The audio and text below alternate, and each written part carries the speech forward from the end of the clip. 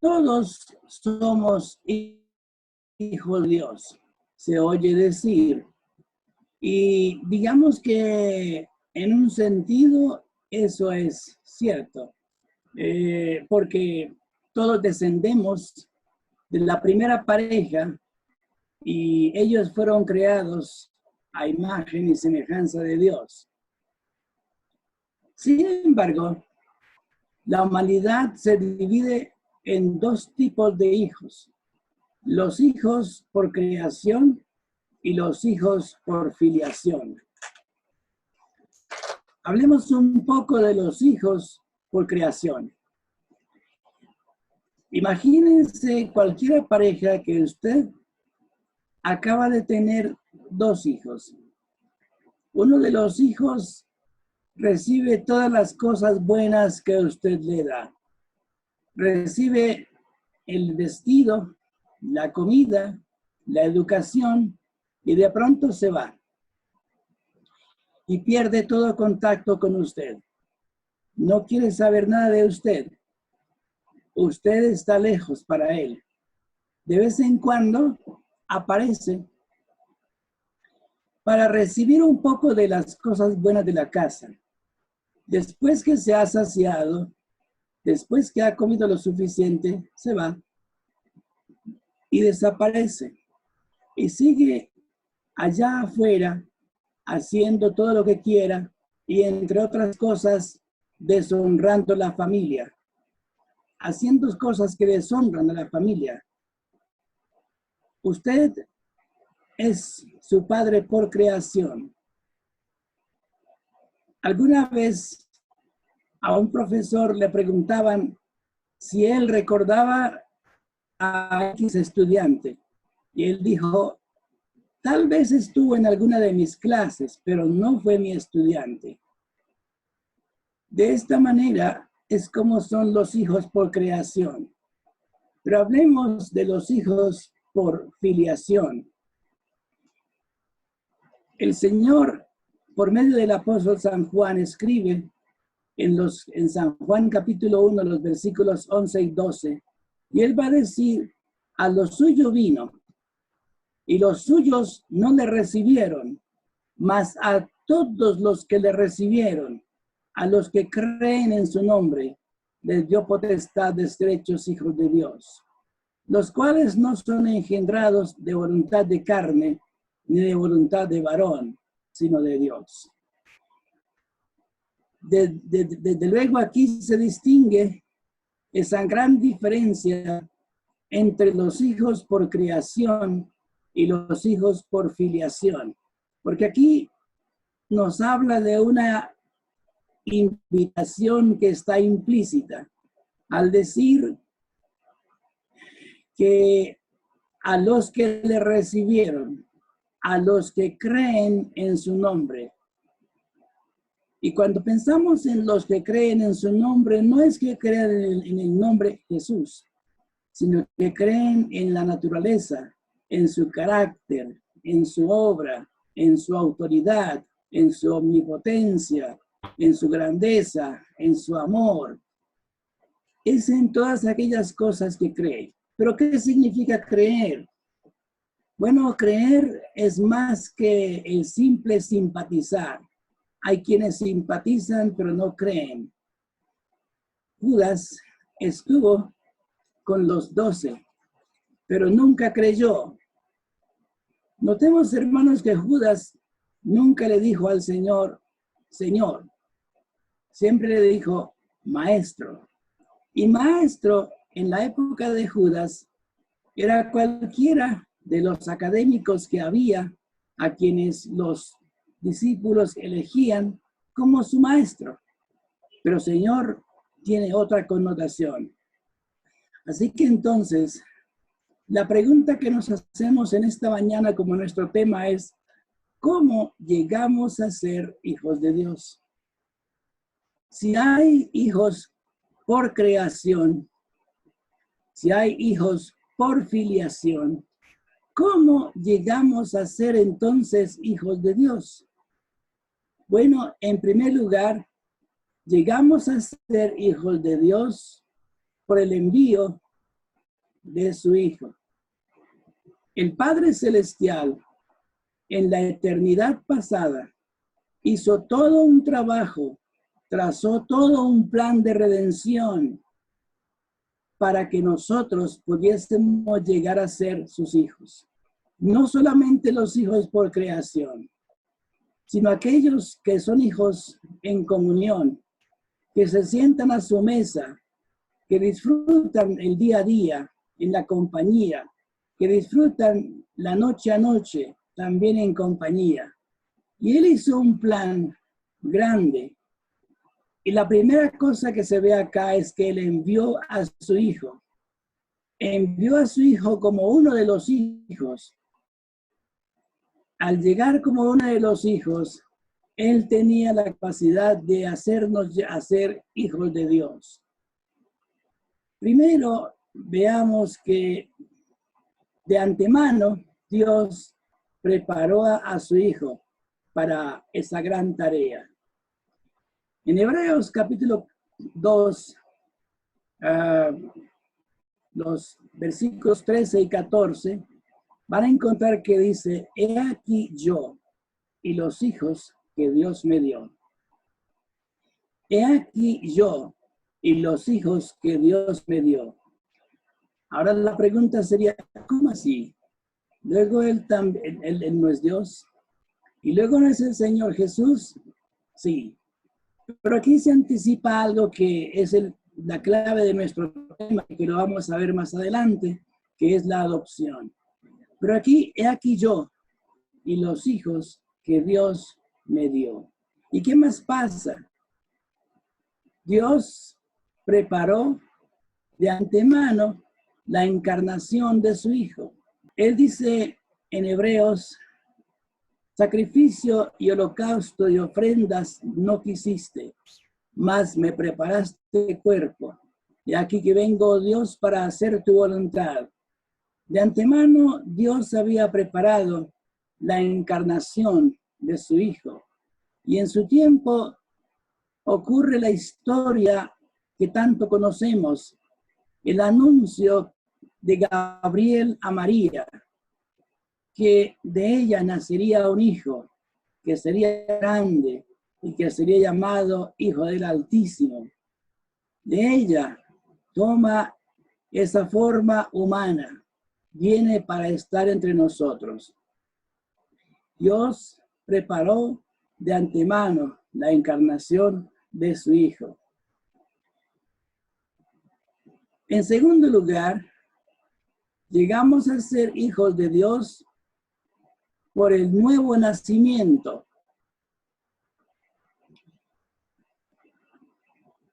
Cuando creemos en el Señor Jesús, ocurre algo especial. Ocurre una experiencia tan trascendental que la palabra del Señor la llama nuevo nacimiento. Y este nacimiento es distinto. Ya hemos nacido de nuestros padres. Ya hemos nacido por la voluntad de Dios, pero también por la intervención de nuestros padres. Pero ahora, en este nuevo nacimiento, ocurre algo que es diferente. En San Juan capítulo 3, los versículos 6 en adelante, se nos habla de este nuevo nacimiento. El nacimiento es una experiencia necesaria para llegar a ser hijos de Dios, para llegar a ser un hijo de Dios. Nicodemo tuvo que saber esto porque cuando algún prosélito, cuando algún individuo se convertía al judaísmo, pasaba por una serie de rituales que después se miraba como una nueva persona. Pero permítame ilustrarlo con una experiencia, digamos que propia. Si una persona es vidente, pero pero por alguna razón llega a ser ciega, tiene que morir. Esa persona vidente tiene que morir para que luego nazca de allí una persona ciega. y comience a aprender nuevas herramientas.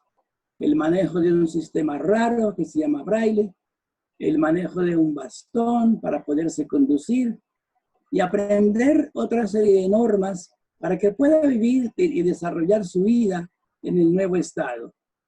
Tiene que morir la persona la persona vidente tiene que morir. Aquí en este caso hay un nuevo nacimiento. En el camino de Damasco murió el viejo Saulo y nace el nuevo Pablo. Así que se requiere de este nuevo nacimiento. Y dice la palabra, el que no naciere de nuevo no puede ver el reino de Dios. El que no naciere de nuevo, el encuentro personal. El nuevo nacimiento es logrado por la palabra de Dios.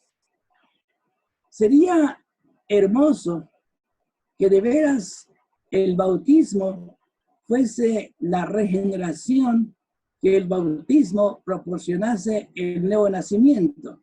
A fin de cuentas hay bautizados en todo el mundo. Hay bautizados en los Estados Unidos, hay bautizados en Inglaterra, hay bautizados en América Latina, hay bautizados en Zipaquirá. Cualquier cantidad de personas está bautizada. Cuando era pequeño lo llevaron y lo bautizaron. Pero si eso fuera así, las cárceles estarían vacías. Si eso fuera así, las cárceles posiblemente estuviesen sobrando. Pero lo que nos encontramos en la palabra del Señor, dice en Santiago 1:18, Él de su voluntad nos hizo nacer por la palabra de verdad. Él de su voluntad nos hizo nacer por la palabra de verdad. Es la palabra de Dios. Cuando dice aquí de agua y del Espíritu, el agua va a simbolizar la palabra de Dios. Nacemos de agua y del Espíritu. Nacemos por la palabra, porque la palabra es la que viene y nos lava. Es la que viene para la regeneración, pero no bautismal, sino sencillamente es esa obra transformadora que hace el Espíritu Santo. ¿Para qué? Para que seamos primicias de sus criaturas. Para que seamos primicias. Nosotros llegamos a ser esas primicias, esas primerísimos en las criaturas del Señor. De modo que llegamos a ser hijos de Dios. En primer lugar, llegamos a ser hijos de Dios por el envío de su Hijo. Y en segundo lugar, llegamos a ser hijos de Dios. Llegamos a ser hijos de Dios por el nuevo nacimiento. Se requiere este nuevo nacimiento en la vida para que usted pueda disfrutar de ser hijo de Dios. De pronto si usted ha disfrutado de los himnos, ha disfrutado de la iglesia, ha disfrutado de tantas cosas buenas, porque el evangelio tiene una vida social bien interesante, pero puede ser que todavía no tiene la dicha de contarse como hijo de Dios. En tercer lugar, llegamos a ser hijos de Dios por medio de la adopción. Llegamos a ser hijos de Dios por medio de la adopción. Efesios capítulo 1, versículo 5. Y en ese capítulo 5 dice, capítulo 1, versículo 5, nos habla de en amor, habiéndonos predestinado para ser adoptados hijos suyos por medio de Jesucristo, según el puro afecto de su voluntad. Según el puro afecto de su voluntad. El apóstol San Pablo toma la figura de la adopción de acuerdo con la cultura donde él se desenvolvía. Cuando vamos a las Escrituras, tenemos que también mirar el contexto cultural. Para aquel entonces, los hijos eran, hasta cierta edad, eran como uno más de los esclavos. Los esclavos se podían vender, se podían quedar en la casa, y si quisieran, se podían regalar. Eran una cosa. Se consideraban como una bestia de trabajo y nada más. De modo que el hijo primero era acompañado por un paidagogos, un acompañante, un pedagogo, que lo llevaba a su lugar de estudios. Durante ese tiempo, el hijo, aunque era hijo, no gozaba de privilegios. Era más o menos como uno de los esclavos, hasta cuando llegaba a una edad mayor. En esa edad se hacía una ceremonia, y en esa ceremonia al hijo se le introducía en la casa, y a partir de allí comenzaba a gozar de todos los privilegios. Sin embargo, el padre de familia seguía teniendo potestad sobre el hijo hasta sus últimos días.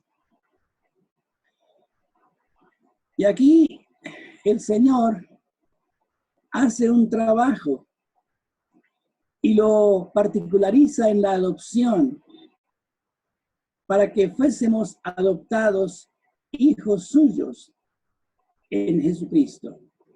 El envío del Hijo de Dios fue para lograr nuestra adopción.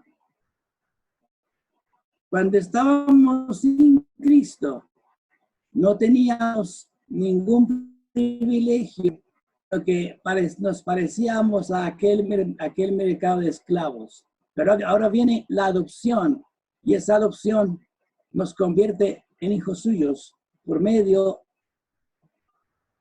de su voluntad. En Romanos, el capítulo 8, versículos 14 en adelante, nos va a hablar de la adopción. Y por eso dice que no hemos recibido el espíritu de esclavitud para estar otra vez en temor. El esclavo no sabía lo que le podría pasar mañana. El esclavo no tenía el privilegio de sentarse a comer cuando quería. Cuando el Señor Jesús plantea esto, él dice que el esclavo no se sienta a la mesa, sino que espera a su patrón y que le diga, ya saciado, entonces siéntate y come. Una lectura rápida de este texto diríamos que Dios está proponiendo la descortesía, pero lo que está haciendo es describiendo la situación de la época. Así se trataba a un esclavo. El esclavo no sabía si de pronto podía ser vendido o podía ser regalado a otra persona en una fiesta en donde se celebraba algún acontecimiento. El amo de la familia podía tomar a uno de los esclavos y entregarlo como presente. Nadie se lo impedía. Pero también podía matarlo. Por eso, en una de las historias, una reina colgó a su esclavo de un mástil, de un barco. Y luego lo colgó porque le había dejado perder su codorniz favorita. Después que le mató, dijo, la verdad no hizo nada grave como para ser colgado, pero yo quería divertirme. Esa era la situación de los esclavos. Y por eso el Señor dice aquí, no habéis recibido el espíritu de esclavitud para estar otra vez en temor. Los dioses paganos eran unos dioses de temor, dibujaban figuras de terror. Se conoce en las escrituras por lo menos la historia de Astarte y de Moloch. Esas imágenes eran calentadas al rojo vivo. Y en los brazos de esas imágenes se ponían los niños para ofrecerlos en sacrificio. Y por supuesto, esos niños, ahogados en llanto y abrazados por las llamas, morían. Y cuando pensaban en sus dioses, por supuesto, sentían un tremendo temor, un tremendo terror. Pero San Pablo vuelve a decir eso. No habéis recibido el espíritu de esclavitud para estar otra vez en temor. No habéis recibido el espíritu de terror.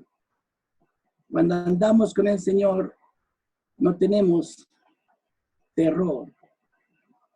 La Biblia, cuando traduce aquí en algunas palabras el término temor, más bien significa reverencia, más bien significa respeto. De modo que Dios utiliza esta figura de la adopción por medio de nuestro Señor Jesucristo para ponernos en una nueva relación. Por eso dice, no habéis recibido el espíritu de esclavitud para estar otra vez en temor, sino el espíritu de adopción por el cual clamamos Abba, por el cual clamamos Abba. Abba es una palabra aramea. Los traductores de las versiones clásicas no la tradujeron, más bien la dejaron allí y dejaron la palabra padre después. Abba es una palabra que significa papá, en lo más íntimo, la forma como el hijo se acerca a su padre para llamarle. En el Antiguo Testamento no se le decía a Dios Padre. Raras veces de pronto se encuentra, pero no. Más bien al rey se le pensaba así.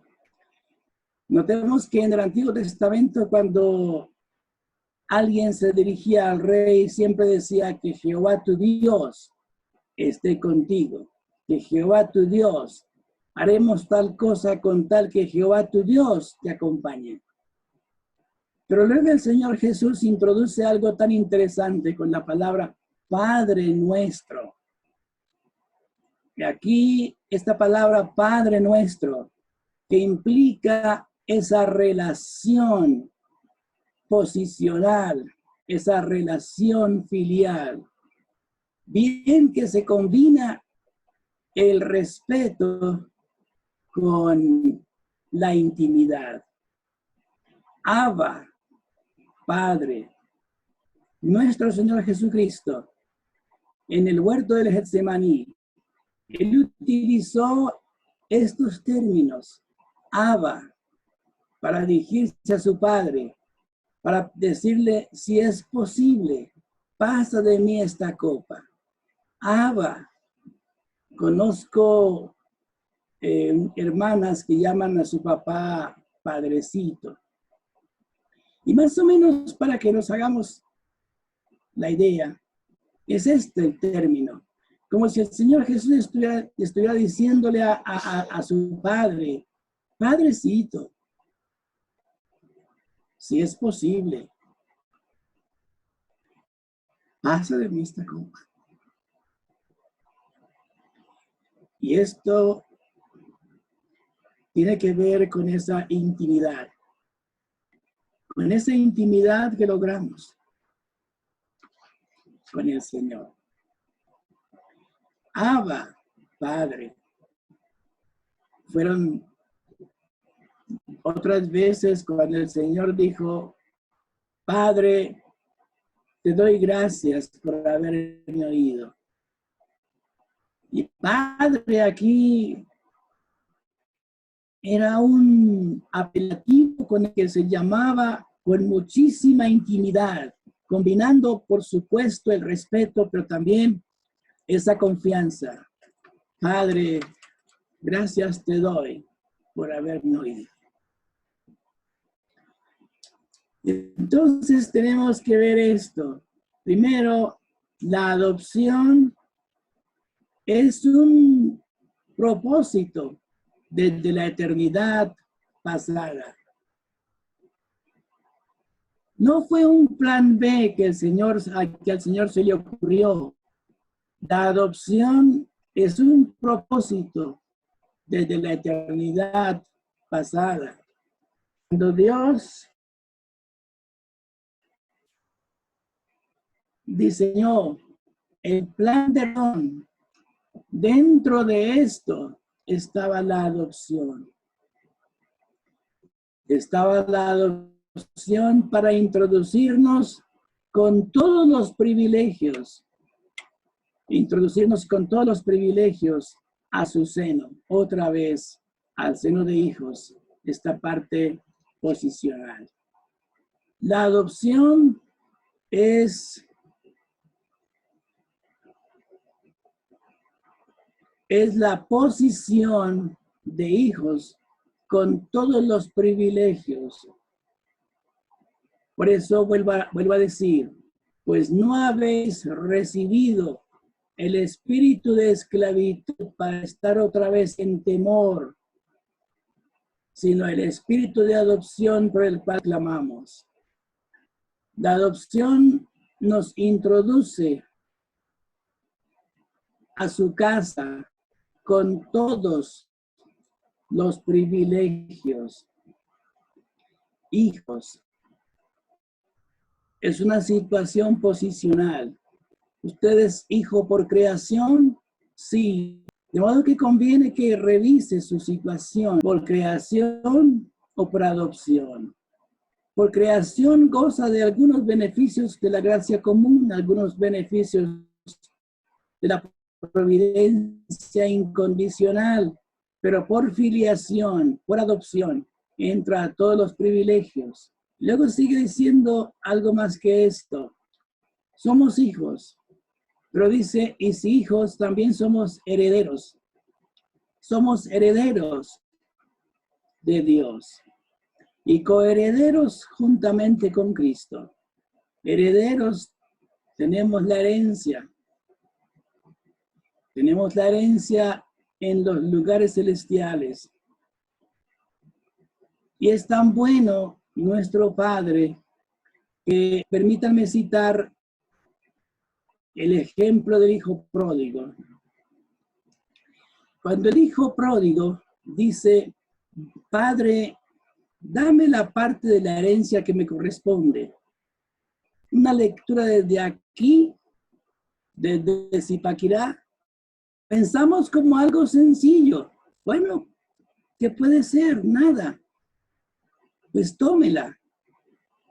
Pero cuando estaba diciendo, dame la parte de la herencia que me corresponde, el hijo estaba matando a su padre. La herencia solo se daba después de muerto y el hijo lo estaba matando. La idea era decir, Padre, muérete y dame la parte de la herencia. Y efectivamente recibe la parte de la herencia y a partir de ahí muere para la familia. Y luego va a desperdiciar la parte de la herencia. Y entonces regresa. Dice, ¿cuántos jornaleros en la casa de mi padre tienen abundancia de pan? Y yo aquí perezco de hambre. Iré a mi padre y le diré, Padre, he pecado contra el cielo y contra ti. ya no soy digno de ser llamado tu hijo, hazme como uno de tus jornaleros. Y de pronto, allá en el horizonte, se ve la silueta de alguien que se acerca. Y de pronto también alguien se baja del piso, de su ventana, de allá del segundo piso, y baja y comienza a irse allá. Es el hijo, se echa sobre el cuello y le besa.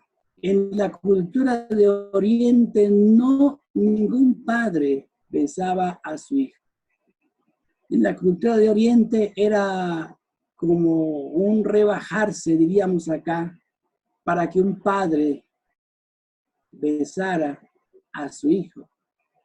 Pero este padre se echa sobre su cuello y le besa y escucha las primeras palabras: Padre, he pecado contra el cielo y contra ti. Sí, ya no soy digno de ser llamado tu hijo. Pero el padre le interrumpe y le dice, por vestido y vestido, y poned calzado en sus pies y anillo en su mano.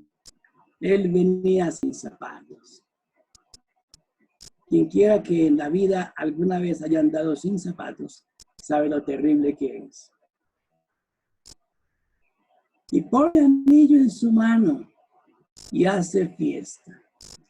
Y el Señor termina aplicando esta parábola diciendo, así hay gozo en el cielo por un pecador que se arrepiente. De suerte que la adopción es la posición de hijo con todos los privilegios. Hemos recibido el espíritu de adopción por el cual clamamos Abba, y luego se traduce Padre, porque no se decía Padre Dios en el Antiguo Testamento. Padre. El Señor Jesús nos dio ese ejemplo, el envío de su Hijo, y por eso es tan interesante, porque el Señor ilustró el tipo de Padre que tenemos. Lo hizo tomando forma de siervo. ¿Y cuándo tomó forma de siervo?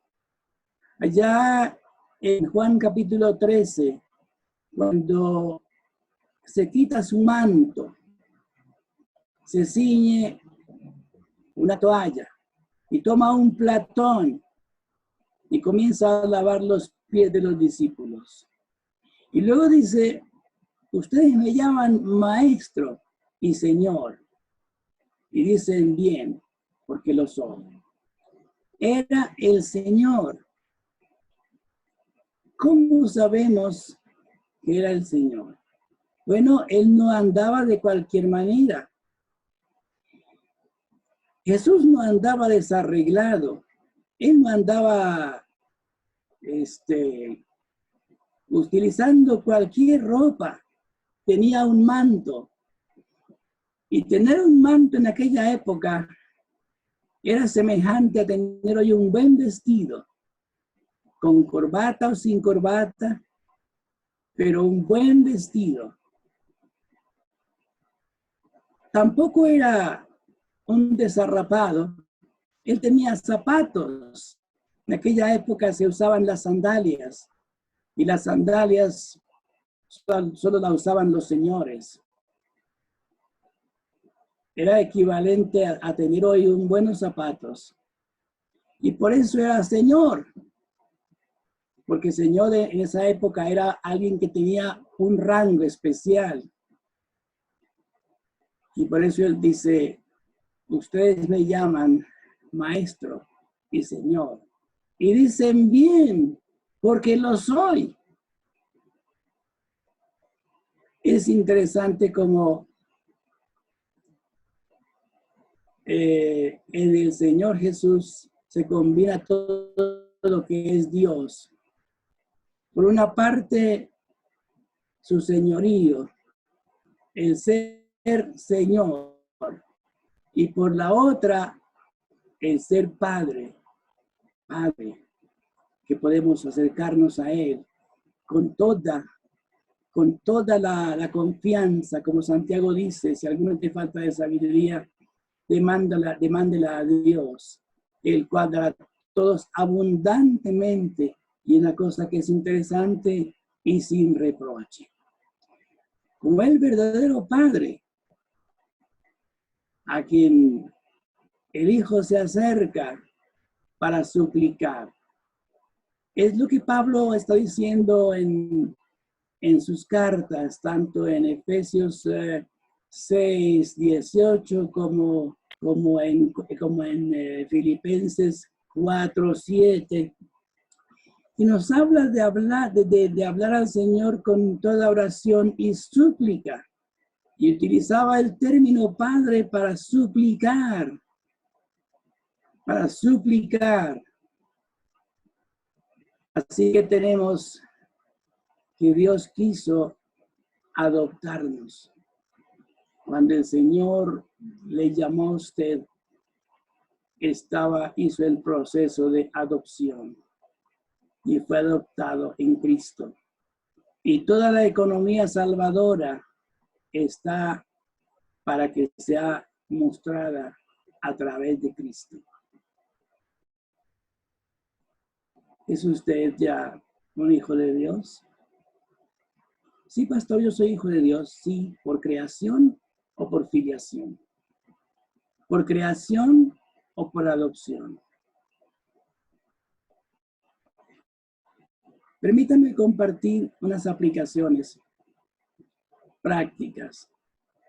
La primera es que porque Dios nos ama, trazó un plan perfecto para hacernos sus hijos. Porque Dios nos ama, trazó un plan perfecto para hacernos sus hijos. Para Dios, el concepto de hijo es más que para cualquier otro.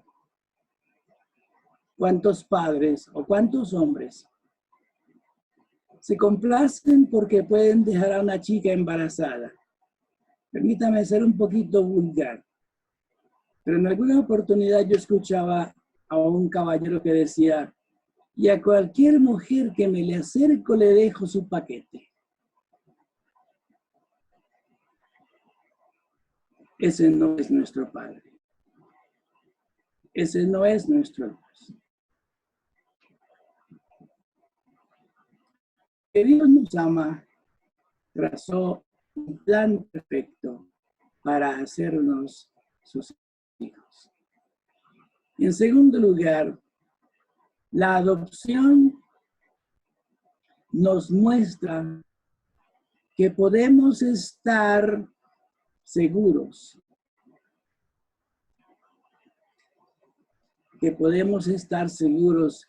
en nuestra posición filial. La adopción nos muestra que podemos estar seguros en nuestra posición filial. Usted es un hijo de Dios y puede estar seguro en esa posición.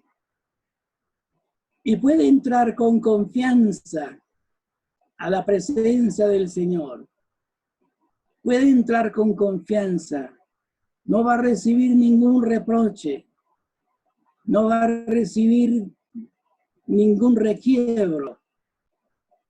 Puede entrar con confianza. En Hebreos 4, 14 al 16, entre todo lo que dice, acerquémonos confiadamente. En tercer lugar, la adopción nos asegura que somos herederos y herederos de los bienes celestiales. Somos herederos y coherederos de los bienes celestiales. Somos herederos de Dios y como el Señor Jesús se presenta como hijo, somos coherederos con Él. De todas las cosas buenas, de todas las cosas abundantes, como cantamos, vida abundante. De todo eso somos herederos. En cuarto lugar, la adopción nos asegura una vida interior de tranquilidad y paz. ¿Hay conflictos en la vida? Sí, por supuesto que sí. Pero nuestro Padre Celestial fortalece nuestro hombre interior. Nuestro Padre Celestial fortalece nuestro espíritu. Fortalece esa parte inmaterial nuestra, la fortalece para que por encima de todas las circunstancias vivamos una vida de tranquilidad y paz. En quinto lugar, la adopción nos hace formar parte de la casa de Dios. En Hebreos capítulo 3, versículo 6, que ya lo tienen allá, que la cual casa somos nosotros. Somos ahora de la familia de Dios. Cuando llegamos al Señor, nos convertimos en esa familia. Somos esa familia que Dios ha rescatado. Y Dios sigue rescatando familias. Sigue rescatando para hacer parte de esa gran familia. Esa casa que somos nosotros. Nuestro templo está cerrado, pero la casa continúa abierta. Y la casa la conformamos nosotros, una vez que hemos sido hechos hijos de Dios. Usted hace parte de esa casa. ¿Hace parte usted de esta familia? ¡Qué privilegio! Permítame repetir las aplicaciones. Porque Dios nos ama, trazó un plan perfecto para hacernos sus hijos. La adopción nos asegura que somos herederos y coherederos de los bienes celestiales. La adopción nos asegura una vida interior de tranquilidad y paz. La adopción nos hace formar parte de la casa de Dios. Hace unos años, el Señor me llamó para ser parte de su casa. He venido gozando de esa comunión y sigo aprendiendo a gozar de esa comunión. Todavía no he aprendido todo lo que debía aprender. Debo confesarles que todavía sigo aprendiendo porque mi personalidad no da para rogar. Bueno, al Señor ya he aprendido a suplicarle, pero aquí no. Aquí yo no puedo rogarle a nadie. Tengo ese tipo de personalidad, no sé rogar. Quiero muchísimo a la gente, amo muchísimo a las personas, pero no le puedo rogar. Pero sigo aprendiendo del Señor. Y me alegro cada día cuando estudio estos temas, me da mucha emoción. Porque veo una vez más la grande misericordia de nuestro amado Señor y Salvador. Por eso puedo cantar otra vez esta canción. Día tan grande no puedo olvidar, día de gloria sin par. Cuando en tinieblas al verme andar, vino a salvarme el Señor. Gran compasión tuvo Cristo de mí, de gozo y paz me llenó. Quitó las sombras, oh gloria a su nombre y la noche. cambió. Dios descendió de gloria. Es un poco difícil. Vamos a ver si la puedo volver a cantar. Ustedes me disculpan. Día tan grande no puedo olvidar, día de gloria sin par. Cuando en tinieblas al verme andar, vino a salvarme el Señor. Gran compasión tuvo Cristo de mí, de gozo y paz me llenó. Quitó las sombras, oh gloria a su nombre. Noche en día cambió, Dios descendió, de gloria me llenó. Cuando Jesús por gracia me salvó, fui ciego, me hizo ver y en él renacer. Dios descendió, de gloria me llenó. Nací de nuevo en virtud de Jesús, a la familia de Dios. Justificado por Cristo el Señor, gozo la gran redención. Bendito sea mi Padre y Dios, que cuando vine con fe, fui adoptado por Cristo el amado, loores por siempre daré. Dios descendió, de gloria me llenó. Cuando Jesús por gracia me salvó, fui ciego, me hizo ver y en él renacer. Dios descendió, de gloria me llenó. Tengo esperanza de gloria eterna, me regocijo en Jesús. Me ha preparado un bello lugar en la mansión celestial.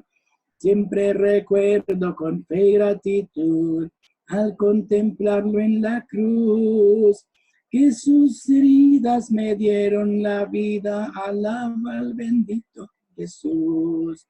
Dios descendió, de gloria me llenó. Cuando Jesús por gracia me salvó,